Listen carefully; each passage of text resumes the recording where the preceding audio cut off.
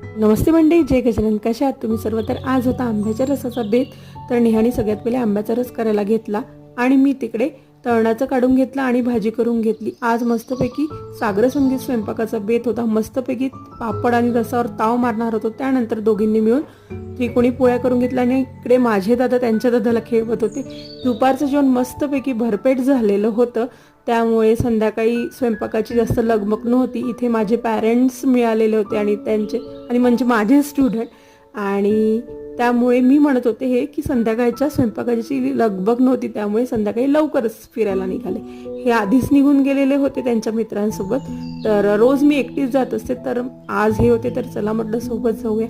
आणि अशा वातावरणातनं फिरायला खूप छान वाटते. म्हणजे जास्त डिस्टन्स आपण कव्हर करू शकतो, थकत नाही.